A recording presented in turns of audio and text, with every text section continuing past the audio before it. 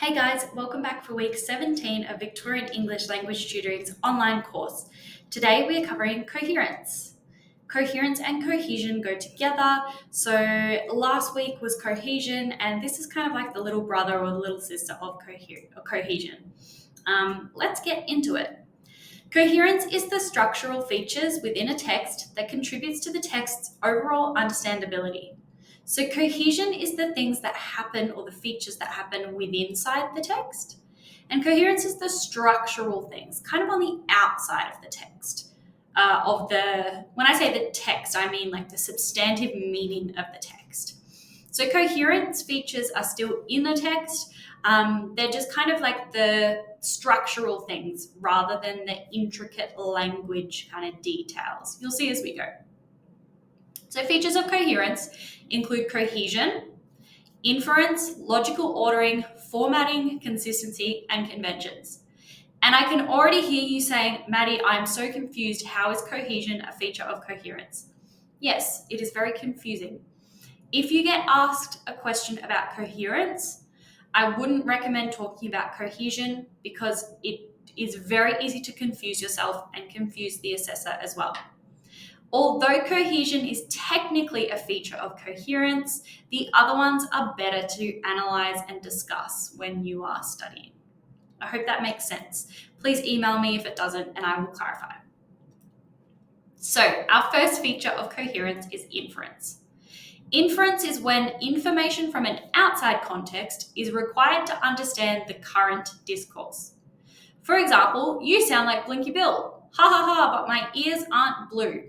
Since I wrote this example, I have reflected upon Blinky Bill and I think his ears are actually grey, not blue. But can you please just run with the fact that his ears are blue for this example? That would be very helpful. Thank you. Blinky Bill is an Australian children's book and TV character. If someone didn't understand that, if someone didn't know who Blinky Bill was, they wouldn't understand the conversation that's happening between person A and person B. So inference is where information from an outside context is required to understand the current context or the current discourse.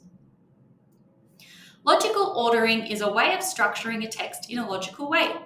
We visually and structurally logically order things because it's appealing to the brain, easier to process, easier to create connections throughout the text. For example, in essays, firstly, secondly, thirdly, we put our points in that order. With recipes, we're going to do ingredients first, methods, and then results photo. We're never going to have these things out of order. In terms of an interview, we would have opening greetings, body of conversation, and closing greetings. In this order, it makes sense to do it in this way. If we have closing greetings first, it doesn't make sense. So we don't have the body of conversation last. We don't have the closing greetings first. We do it in a logical way. And next one is formatting. So headings, subheadings, paragraphing, dot points, typography, color, sizes, fonts, images, graphics, and charts all belong to formatting. So anything that comes under formatting, this is related to coherence because it makes the text easy to understand and easy to sort of process. Easy to have your brain absorb the information. Our last one is consistency and conventions. So consistency is when the text has features that are consistent with the rest of the text. So fonts, sizes, and colors. And conventions are the expected ways that the text usually appears, salutations and paragraphs.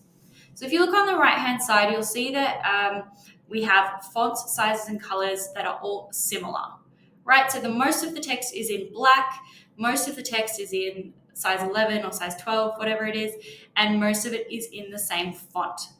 The only part that is in orange is for emphasis and probably because it's a hyperlink. Conventions, we start with Dear Madison.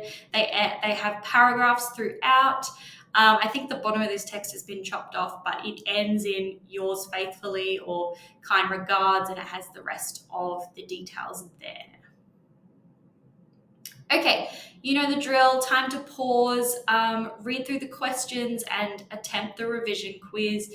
You can do it by yourself, you can do it with a friend, you can use your notes. So our first question is, what is inference? How does inference support coherence? And name 3 features that come under formatting. What are the standard conventions of a radio interview and how does this support coherence? These are our 4 questions for today. Pause now and come back when you're ready. Our answers. So inference is when information from outside the context is required to understand what is happening in the current context. How does inference support coherence? By reducing lexical density, meaning that the text flows better and is easier to understand. 3 features that come under formatting. Anything in this list is great. And lastly, what are the standard conventions of a radio interview and how does this support coherence? The first sentence here, we've got a list of some of the standard conventions of a radio interview. So openings, interviewers asking questions, guest answering questions, closing a thank you, and advising what is on next. This supports coherence by creating predictability in the text, allowing the brain to process more easily. That's all I've got for you today. Thank you for tuning in. I will see you next week. And as always, please shoot me an email if I can do anything to support you over the next week or so. Thanks, guys. Bye.